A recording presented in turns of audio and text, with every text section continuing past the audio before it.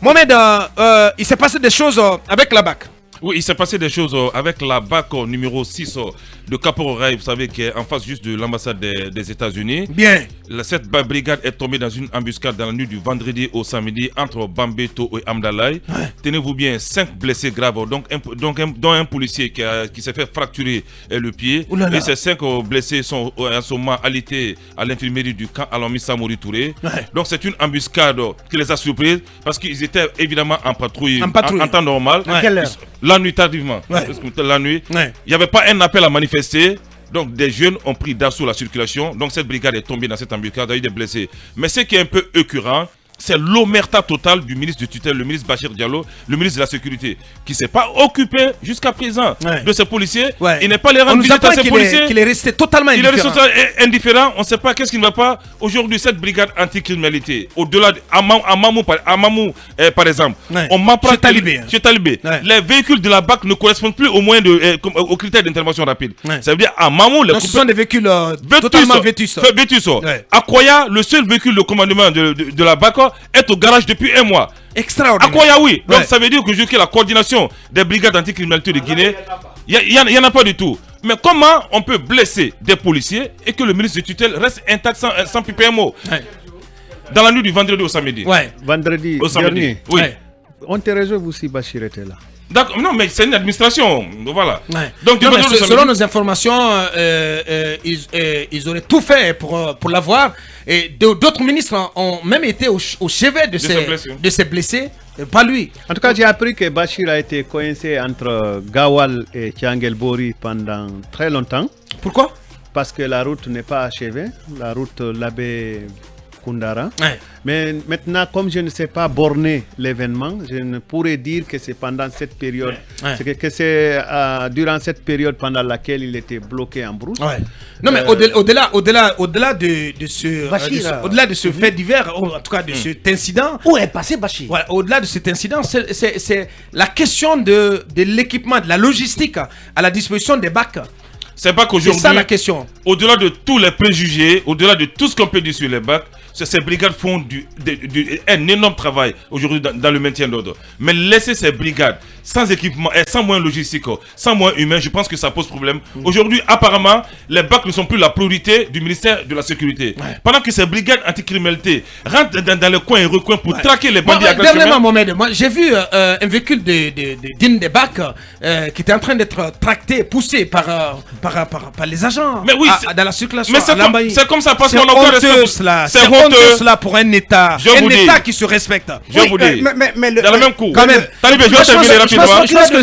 Soit dit en passant, le procureur de l'Abbé nous a dit ici qu'il n'y a que 2 pick-up à l'Abbé. Un pour la gendarmerie et un autre pour la police. Pendant ce temps, dans la cour du ministère, il y a 4 nouveaux Land Cruiser qui sont garés depuis des mois. On ne les affecte pas.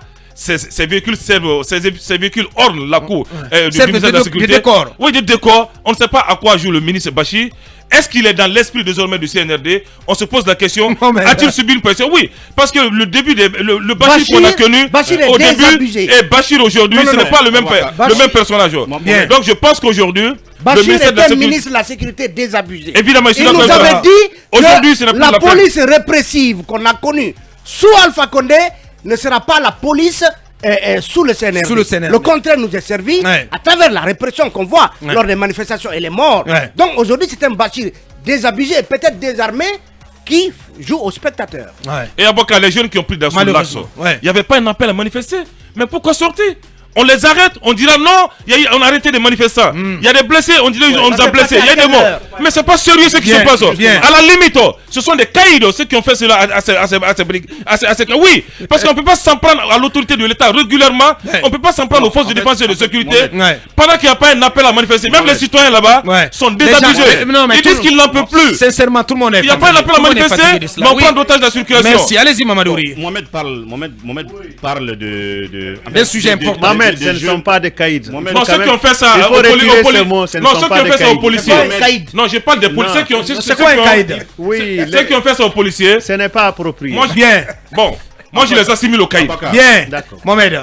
Allez. Mohamed, il a parlé. Allez-y, Mamadou, pour en terminer. Il a parlé tout à l'heure, en fait, de présence de gens dans les rues en dehors de manifestations. Les appels à manifester. Des appels à manifester. Ouais. En fait, j'aurai le temps de le dire. Mais je vais juste dire aujourd'hui, parce qu'on a toujours dit qu'il y a les businessmen de crise. Ouais. Mais aujourd'hui, je constate qu'il y a les business children des crises politiques à Boubacar. Business children. Le phénomène de microbes auquel l'État de Côte d'Ivoire a du mal à trouver des solutions depuis très longtemps s'importe dans notre pays et s'implante et s'enracine. Donc je crois qu'il y a un moment, il faut en faire une analyse et trouver le remède. Ouais. Ça n'a absolument rien à voir avec les appels à manifester.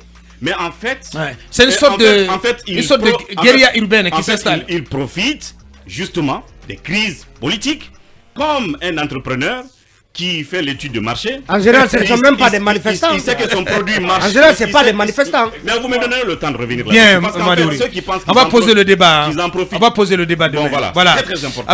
Avec votre permission, voilà. C'est ce qu'on pouvait dire de l'armée et de nos forces de sécurité. C'est aussi ce visage qu'incarnent nos FDS. Ça a été très long, hein. Nous avons été longs là-dessus et on espère avoir été complet. Oui, vous dites pas souhaiter prompt rétablissement aux agents blessés. Bien entendu. Que Dieu vous rétablisse dans votre santé. Merci. On espère avoir été complet sur cet anniversaire. Encore une fois, voilà, bonne fête à toute l'armée guinéenne. On va continuer notre émission derrière l'écran publicitaire et un nouveau point info avec la rédaction. On revient dans quelques minutes.